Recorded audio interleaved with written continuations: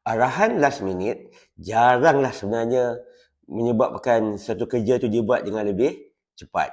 Biasanya bukan kerja yang menaik, emosi yang biasanya menaik. Salam geng. Untuk cara di sini, inilah perkara yang biasanya staf paling menyampah ataupun paling benci. Sebab contoh, jam menunjukkan 4.55, pukul 5 nak balik dah. Tiba-tiba masuk mesej. Bos kata tolong siapkan ini sekarang, urgent. Staff pula dah ada perancangan dia seterusnya. Biasanya apa yang berlaku, emosi akan meningkat ketika itu. Staff rasa tertekan, maka kerja akan dibuat dengan penuh tergesa-gesa. Dan biasa kalau kerja-kerja dibuat dengan penuh tergesa-gesa, hasilnya biasanya tak cantik. Bila hasilnya tak cantik, bos mengamuk pula kan. Dan staff pula rasa macam pengorbanan dia untuk stay lewat daripada waktu yang sepatutnya dia pulang tu tidak dihargai. Di sinilah bermulanya konflik di antara staff dengan bos mereka. Jadi, untuk mengatasi permasalahan ini berlaku, kita perlukan kedua-dua punya belah pihak, iaitu bos punya pihak, pihak kepada bos dan juga pihak kepada staff untuk ambil peranan masing-masing. Ya, sebab dalam dunia korporat ataupun dunia bisnes zaman sekarang ni, benda-benda yang di luar jangka itu boleh datang pada bila-bila masa. Perkara yang dirasakan sangat segera ataupun urgent perlu diselesaikan, ini sangat penting untuk diselesaikan. Jadi memang menuntut untuk kita mungkin buat satu pekerjaan itu dengan cepat dan dengan hasil yang terbaik biasanya ya. Baik. Jadi untuk mengatasi masalah kerja-kerja last minute, urgent dan meningkatkan emosi dan sebagainya, maka perlu ada skill kepada dua-dua pihak. Yang pertama pada pihak bos tu sendirilah. Jadi bila bos ataupun ketua satu organisasi bila meminta anak buah dia untuk buat kerja-kerja yang urgent ya, ataupun segera ataupun ibaratnya tak boleh bernafas lah, kerja tu sangat penting benda kerja lain, kita kena very clear ataupun menggunakan kaedah-kaedah komunikasi yang lebih jelas. Yang pertama, okay, ya, kena beri penjelasan apakah kerja ataupun ekspektasi yang perlu dibuat. Itu yang pertama. Yang kedua, kita kena nyatakan tempoh masa yang sebenar. Kan maksudnya kita tak boleh kata kena siap sekarang, tak boleh. Kita bagi tempoh masa lah, sebab ya zaman sekarang kerja tak semesti jadi pejabat, mungkin boleh kerja di rumah dan sebagainya. Jadi kita bagi masa. Contohnya saya perlukan dokumen ini segera tapi pukul 10 pagi esok.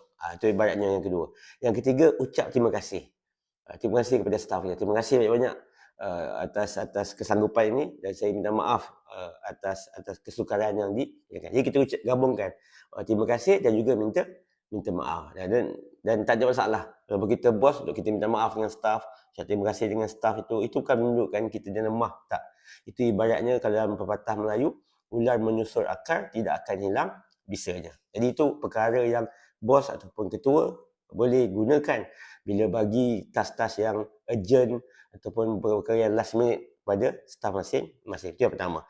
Yang kedua, staff pula. Peranan staff pula. Peranan staff ni nak tak nak memang kita bila diberikan arahan, kita kena buat sebaik yang mungkin. Sebab itu tanggungjawab kita. Memang kita dibayar pun untuk buat kerja sebaik yang mungkin. Okay? Jadi, perkara yang pertama, bila kita terima benda-benda urgent ini, kita kena nyatakan apakah perkara urgent yang kita sedang buat sekarang. Supaya bos pun tahu apakah perkara yang sedang kita usahakan sekarang. Contohnya, kita nyatakan, bos, saya sedang buat perkara A, B, C, D, E. Contohnya kan, adakah perlu saya tinggalkan kerja ini untuk utamakan buat kerja ini sekarang? Jadi biar bos buat decision. Ataupun kalau bos kata, okey tak apa, selesaikan dulu, nanti kemudian baru buat kerja yang saya bagi ini. Itu maksudnya. Jadi pertama kita kena nyatakan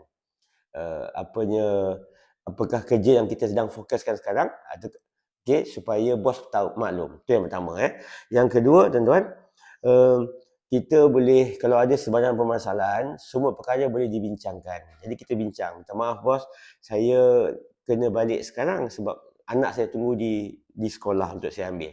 Tapi saya janji dengan bos, saya akan balik untuk buat kerja di rumah dan akan pastikan saya siap berdasarkan kepada apa yang bos harapkan pada 10 pagi esok. Jadi apa-apa kita update, insyaAllah. Itu maksudnya. Jadi kita boleh mulakan dengan perbincangan. Kalau sekiranya ada apa-apa yang mungkin menghalang kita untuk kita menjalankan kerja itu di tempat kerja ataupun di mana-mana yang kita rasakan sesuai. Alright?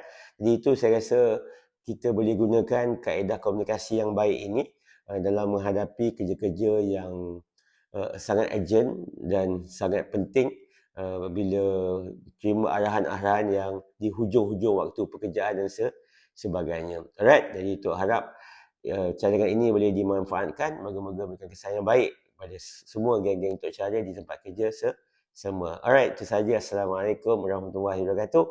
Bye-bye.